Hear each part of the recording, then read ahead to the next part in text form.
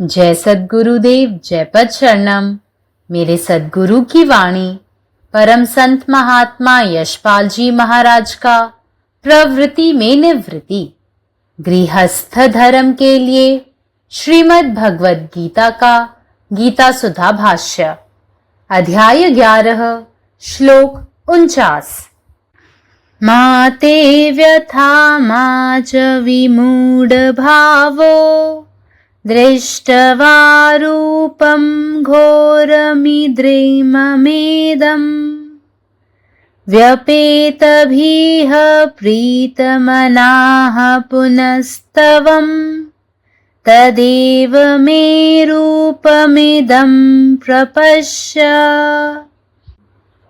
इस प्रकार के मेरे इस विकराल रूप को देखकर व्याकुलता न होवे और मूढ़ भाव भी न होवे और भय रहित प्रीति युक्त मन वाला तू उस ही मेरे शंख चक्र गदा पद्म सहित चतुर्भुज रूप को फिर देख। इसलिए इस विश्व रूप के दर्शन करके तुम आनंदित हो और इससे तिल मात्र भी न डरो। अपने मन में इस बात का तनिक भी विचार न करो कि इससे बढ़कर कोई और भी पदार्थ हो सकता है। यदि अमृत से भरा समुद्र अकस्मात अपने ऊपर आ गिरे तो क्या कभी कोई इस भय से दूर भागेगा कि मैं इसमें डूब जाऊंगा। मेरे विश्व रूप का परम तेजस्वी ऐश्वर्य आज सहज में तुम्हें प्राप्त हुआ है। तुम इस प्रकार इससे घबरा क्यों रहे हो? परंतु तुम मूर्ख हो और यह बात तुम्हारी समझ में नहीं आ रही है। हे अर्जुन, तुम वास्तविक शरीर को छोड़कर केवल छाया का ही आलिंगन करना चाहते हो। तुम यह बात अच्छी तरह समझते हो कि यही मेरा वास्तविक स्वरूप है और वह वास्तविक स्वरूप नहीं है, और तुम मेरे इस वास्तविक स्वरूप से डरकर बस चतुर्भुज स्वरूप के साथ प्रेम करते हो जो छाया मात्र है। अर्जुन भगवान कृष्ण का अनन्य भक्त है।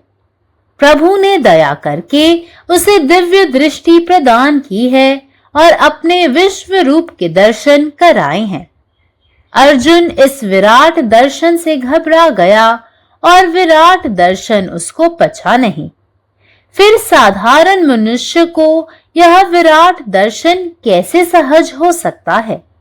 छोटे सगुण सुंदर रूप के प्रति मुझे जो प्रेम मालूम होता है, जो अपनापन लगता है, जो मधुरता मालूम होती है, उसका अनुभव विश्व रूप देखने में कदाचित न होगा। अर्जुन स्वानुभव से कहता है कि विराट स्वरूप देखने की इच्छा न करो। यही अच्छा है कि ईश्वर जो तीनों कालों और तीनों स्थलों में व्याप्त हैं, वैसा ही रहे। वह सिमटकर यदि धधकता हुआ गोला बनकर मेरे सामने आ खड़ा हो तो मेरी क्या दशा होगी? ये तारे कितने शांत दिखाई देते हैं। ऐसा मालूम होता है मानो इतनी दूर से मुझसे बातें कर रहे हों, परंतु दृष्टि को शांत करने वाली वही तारिका यदि निकट आ जाए तो वह धधकती हुई आग ही है।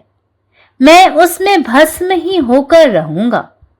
ईश्वर के ये अनंत ब्रह्मांड जहां हैं, वहां वैसे ही रहें तो अच्छा है।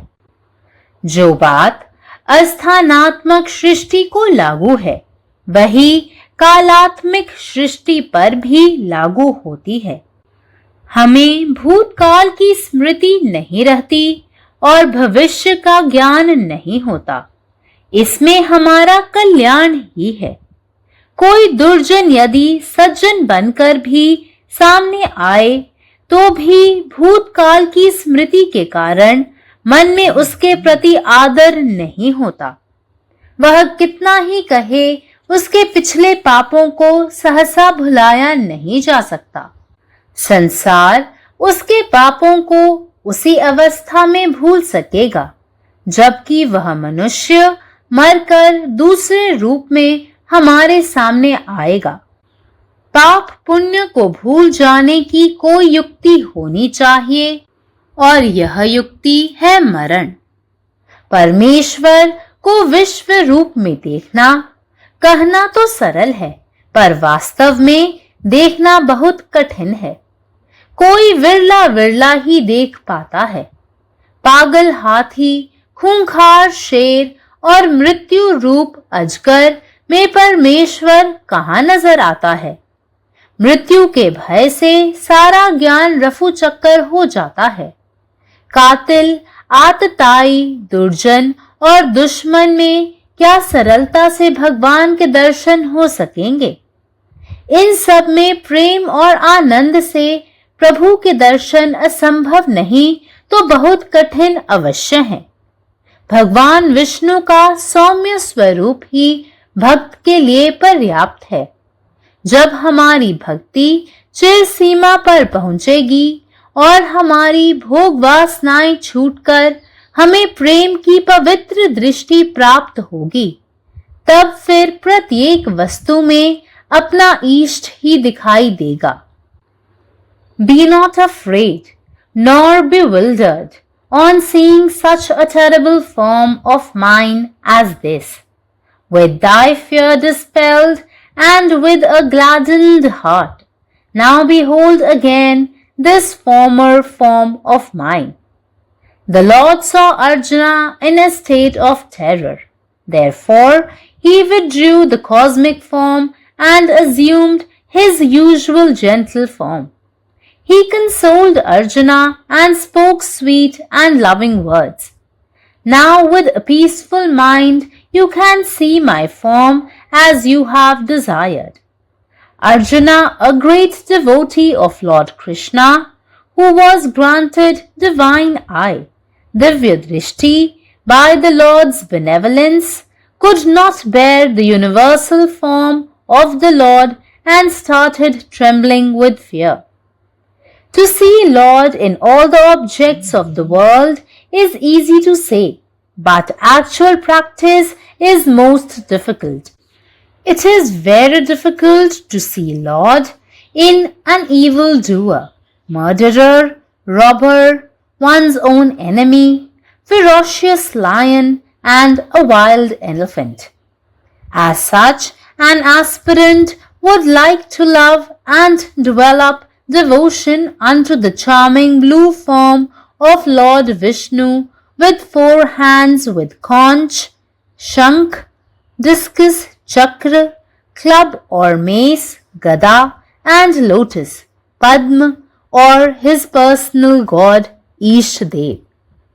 When love and devotion develops into Sudha Bhakti, pure and steadfast devotion unto the feet of the Lord, the aspirant starts realizing his Ishtadev or himself, Atman, pervading all the objects of universe. Om. സദ്ഗുരുവിന്റെ സന്ദേശം അധ്യായം 11 ശ്ലോകം 49.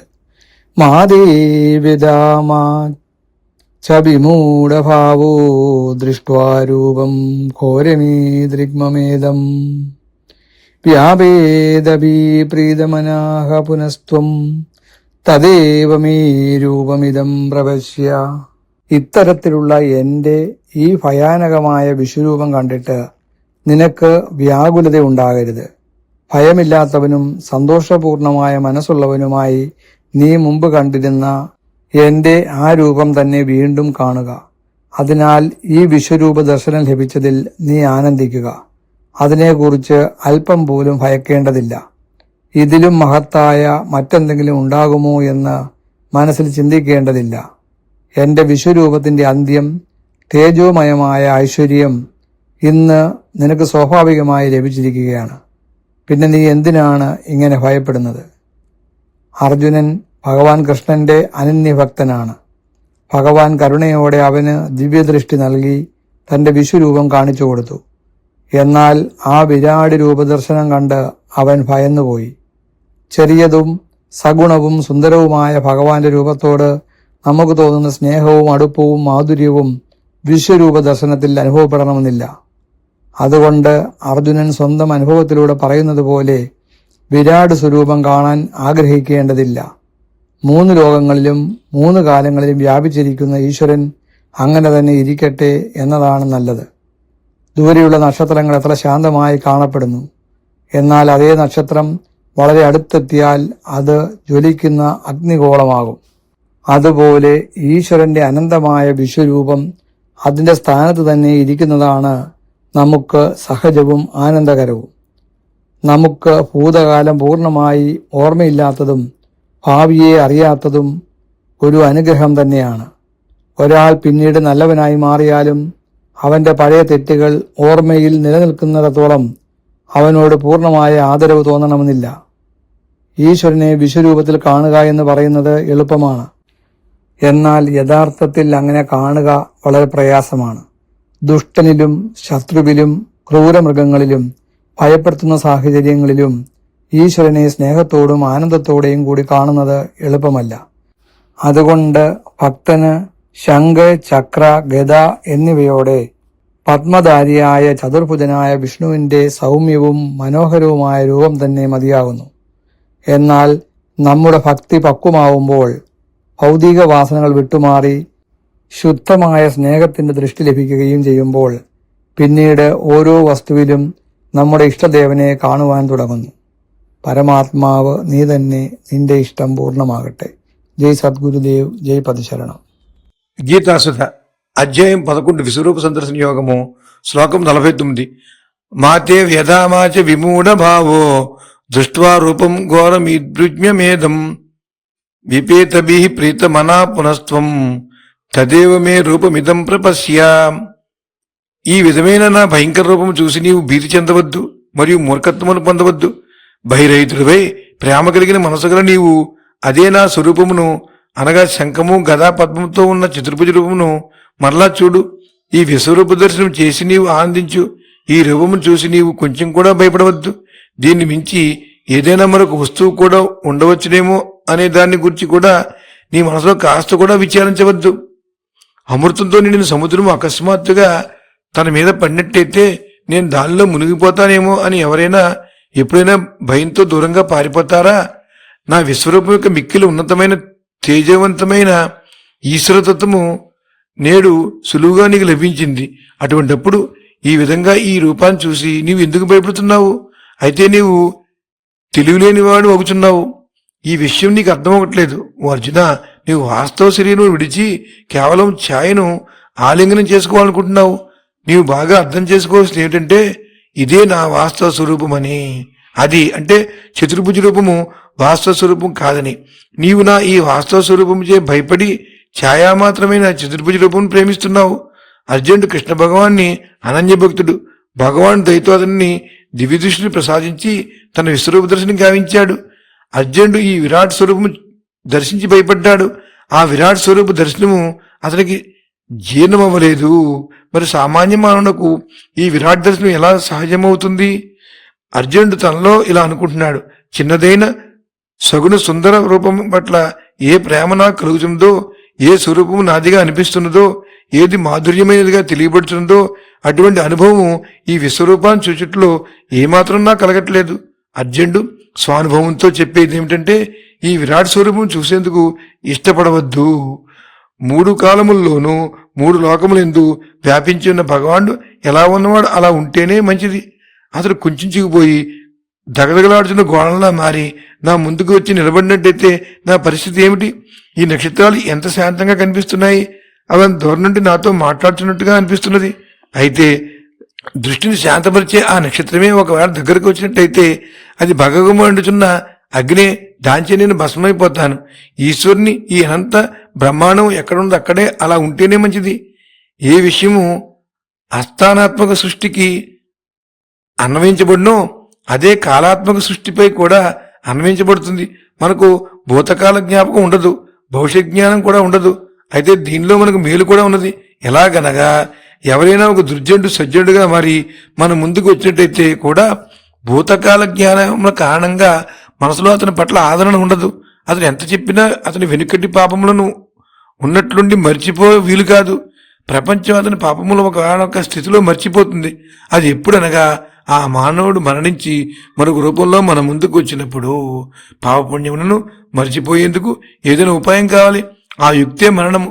పరమేశ్వరుని విశ్వరూపంలో చూడాలి అని చెప్పడం సులువే, అయితే వాస్తవంలో చూడడం చాలా కష్టము. ఎవరో అరుదైన వారు మాత్రమే చూడగలుగుదురు. పిచ్చిక్కని ఏనుగు, భయంకరమైన పులి మరియు మృత్యురూపమైన అజగరము, వీటిలో పరమేశ్వరుడు ఎక్కడ కనిపిస్తాడు? ముచ్చిపోయేంతో మొత్తం జ్ఞానమంతా అదృశ్యమైపోతుంది. హంతకుడు, ఆకతాయి, దుర్జనుడు మరియు శత్రువుల్లో సులువుగా భగవాన్ దర్శనం చేయగలమా? వీరందరిలో ప్రేమ మరియు ఆనందముతో భగవాన్ దర్శనము అసంభవము కాదు, కానీ తప్పక చాలా కఠినము. విష్ణు భగవానుని సౌమ్య స్వరూపమే భక్తులకు సరిపోతుంది. మన భక్తి చివరద్దును చేరినప్పుడు మన భాగవాసనలు తొలగిపోయి మనకు ప్రేమ యొక్క పవిత్ర దృష్టి లభిస్తుంది. అప్పుడు తిరిగి ప్రతి వస్తువు యందు తన ఇష్టదైవమే కనిపిస్తుంది. పరమాత్మ నీవే ఉన్నావు, నీ ఇష్టమే నెరవేరాలి. జయ సద్గురుదేవ్, జయ పశరణం. जय गुरुदेव, जय पदशरणम. अध्याय 11, श्लोक 49. मा ते व्यथा मा च विमूढभाव दृष्ट्वा रूपम् घोरमिगं मम देमम् व्यपीतभिः प्रीतमनाः पुनस्त्व तदेव मे रूपमिदं प्रपश्य.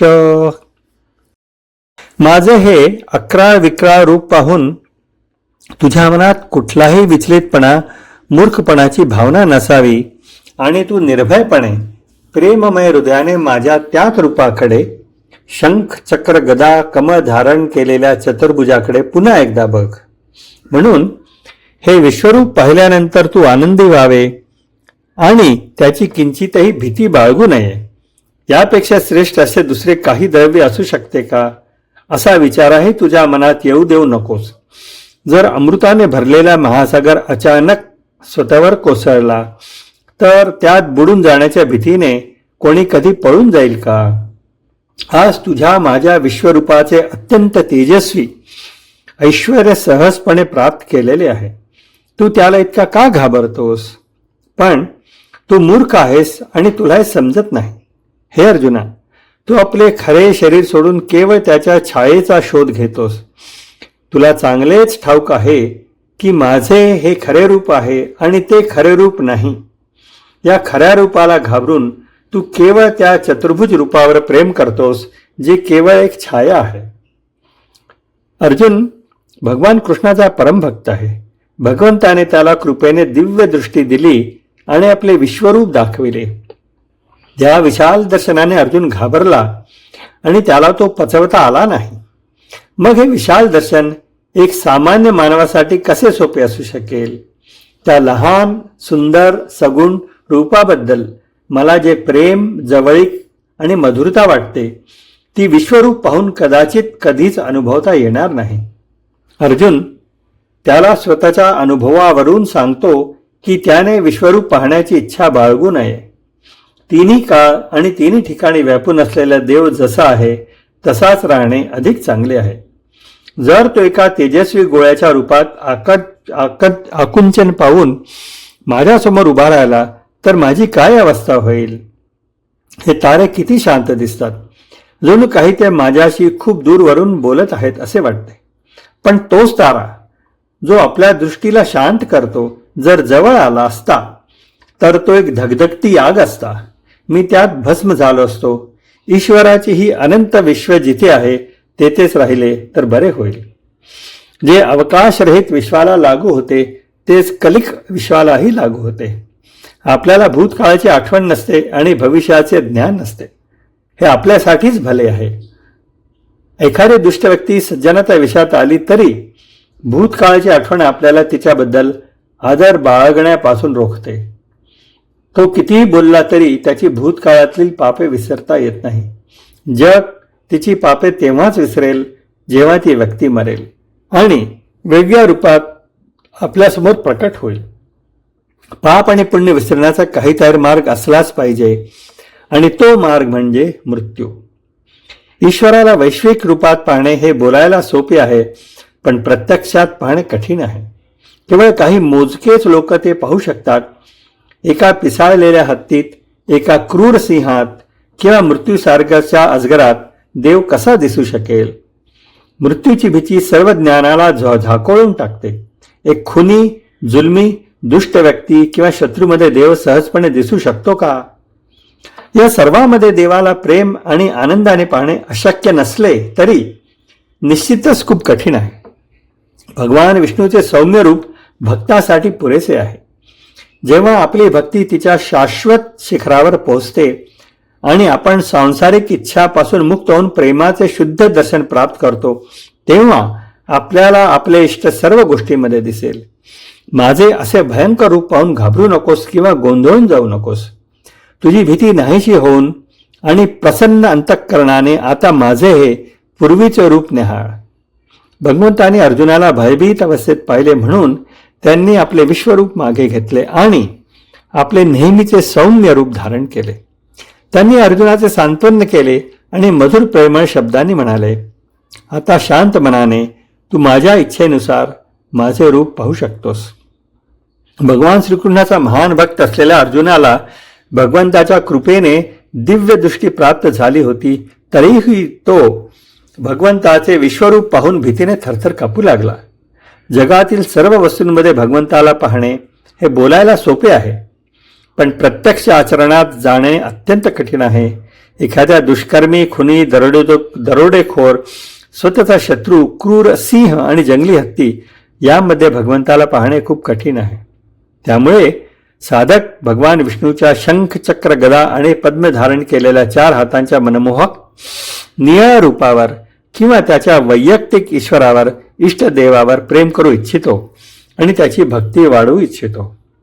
जेव्हा प्रेम आणि भक्ती शुद्ध भक्तीमध्ये म्हणजेच भगवंताच्या चरणाप्रती असलेल्या शुद्ध आणि स्थिर भक्तीमध्ये विकसित होते, तेव्हाच साधकाला विश्वातील सर्व वस्तूंमध्ये व्यापलेला आपल्या इष्टदेवाची किंवा आत्म्याची जाणीव होऊ लागते. जय गुरुदेव, जय पदशरणम.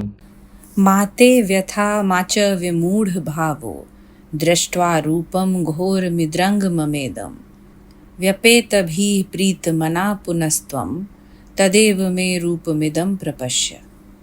ऐ प्रकार हमर ऐ विकराल विराट स्वरूप के देख व्याकुल नहीं हो आ ने मोहित व मूढ़ भाव में पड़ू.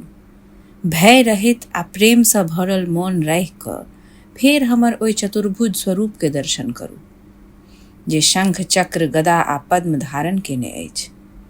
तैं एहि विश्वरूप के दर्शन क क आनंदित हो आ कनिको डर मन में नहीं राखू. अपना मोन में ई विचार नहीं आनू जे एहिसँ बढ़ि कऽ कोनो दोसर वस्तु वा स्वरूप सेहो भऽ सकैत अछि.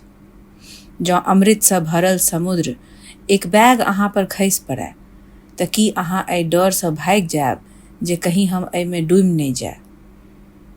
हमर विश्वरूप के ई परम तेजस्वी ऐश्वर्य आइ अहाँके सहजे प्राप्त भऽ गेल अछि, तखन अहाँ एहिसँ एतेक भयभीत किएक भऽ गेल छी. मुदा हे अर्जुन, अहाँ एखन एहि रहस्यके पूर्ण रूपेण बुझि नहि पाबि रहल छी.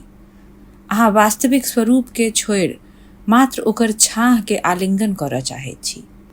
अहाँ ई नीक जकाँ बुझैत छी जे हमर ई विश्व रूप वास्तविक स्वरूप अछि आ चतुर्भुज रूप ओ वास्तविक स्वरूप नहि अछि. तैयो हमर एहि वास्तविक विराट स्वरूपसँ भयभीत भऽ कऽ अहाँ केवल ओहि चतुर्भुज स्वरूपसँ प्रेम करैत छी जे मानू ओकर छाह मात्र अछि. अर्जुन भगवान श्री कृष्ण के अनन्य भक्त छथि. प्रभु हुनका पर कृपा कऽ कऽ दिव्य दृष्टि प्रदान केने छथि आ अपन विश्व रूप के दर्शन करौने छथि. मुदा अर्जुन एहि विराट दर्शनसँ एतेक घबरा गेला जे ओहि विराट रूप के सहन नहि कऽ सकला. तखन एकटा साधारण मनुख लेल ई विराट दर्शन सहज केना भऽ सकैत अछि. छोट, सगुण आ सुन्दर स्वरूप लेल हमरा जे प्रेम अनुभव होइत अछि, जे अपनापन बुझाइत अछि, जे मधुरता अनुभव होइत अछि, संभवतः विश्वरूप दर्शन में ओ मधुरता नहि भेटत. अर्जुन अपन स्वानुभव के आधार पर मानू कहैत छथि, विराट रूप देखबाक इच्छा नहि करू. यह नीक रहत जे ईश्वर जे तीनू काल आ तीनू लोक में व्याप्त छथि ओ ओहिना सर्वव्यापी रूप में रहथि। जँ अपन विराट रूप समेट कऽ एकटा धधकैत अग्नि के गोला बनि हमरा सोझा में आबि कऽ ठाढ़ भऽ जायत तऽ हमर दशा की हैत। ई तारा सबके देखू, कतेक शांत बुझाइत अछि। एहन बुझाइत अछि जेना एतेक दूरसँ ओ सब हमरा संग गप कऽ रहल हुए। मुदा जे तारा एतेक दूर रहि कऽ हमर दृष्टि के शांति दैत अछि, जँ वएह हमरा लग आबि जाय तऽ ओ तऽ धधकैत अग्नि मात्र अछि। हम तऽ ओहिमे जरि कऽ भस्म भऽ जायब। एहि लेल ईश्वर के ई अनंत ब्रह्मांड सब जतऽ अछि ओतहि ओ सब ओहिना रहय, इएह नीक अछि। जे गप स्थानात्मक सृष्टि पर लागू होइत अछि सएह कालात्मिक सृष्टि पर सेहो लागू होइत अछि। हमरा सबके अपन भूतकाल के पूर्ण स्मरण नहीं रहैत अछि आ भविष्य के ज्ञान सेहो नहीं होइत अछि। एहिमे वास्तव में हमर कल्याणे अछि। जँ कोनो दुर्जन बाद में सज्जन बनि कऽ हमरा सँ भेटय तैयो ओकर भूतकाल के स्मरण के कारण मन में ओकरा लेल सहज आदर उत्पन्न नहीं होइत अछि। ओ कतबो कहै मुदा ओकरा द्वारा कयल गेल पाप के पुरान स्मृति के एक बैगे बिसरब संभव नहीं होइत अछि। संसार ओकर पुरान पाप के तखने पूर्ण रूपेण बिसरि सकत जखन ओ मनुख एहि रूप में मरि कऽ दोसर रूप में हमरा सबके सोझा में आबि जाय। पाप पुण्य के पुरान स्मृति सबके विस्मृत करबाक कोनो उपाय अवश्य होमय चाही आ इएह विस्मृति के उपाय अछि मरण। परमेश्वर के विश्व रूप में देखब कहब तऽ सरल अछि मुदा वास्तव में हुनका एहन रूप में देखब बड़ कठिन होइत अछि। कोनो बिरले साधक एहन दर्शन प्राप्त कऽ पबैत छथि। बताह हाथी, खूंखार सिंह आ मृत्यु रूप अजगर में परमेश्वर कतऽ दिखाई पड़ता। मृत्यु के भय उपस्थित होइते सब ज्ञान मानू हवा भऽ जाइत अछि। कातिल, आतताई, दुर्जन आ शत्रु में सेहो सहजता सँ भगवान के दर्शन भऽ सकत की। एहि सब में प्रेम आ आनंद सँ प्रभु के देखब असंभव नहीं तऽ बड़ कठिन अवश्य अछि। भक्त लेल भगवान विष्णु के सौम्य स्वरूपे पर्याप्त अछि। जखन हमर भक्ति अपन चरम सीमा पर पहुँचत, जखन भोग वासना सब छूटि जायत आ हमरा प्रेम के पवित्र दृष्टि प्राप्त हैत, तखन प्रत्येक वस्तु में हमरा अपन इष्ट देवे के दर्शन होमय लागत। तखन सुंदर आ भयंकर, प्रिय आ प्रिय सब रूप में हुनके एकटा स्वरूप दिखाई पड़त। अखिल भारतीय संत मत सत्संग पंजीकृत दिल्ली, मुख्यालय B20 CC colony, Rana Pratap Bagh के सामने, दिल्ली। सत्संग आश्रम संत यश रूप तपोभूमि परिसर, अनंगपुर, जिला फरीदाबाद, हरियाणा। हमारे साथ जुड़ने और राष्ट्रीय व अंतर्राष्ट्रीय सत्संग कार्यक्रमों की विस्तृत जानकारी पाने के लिए दिए गए QR कोड को स्कैन करें। धन्यवाद।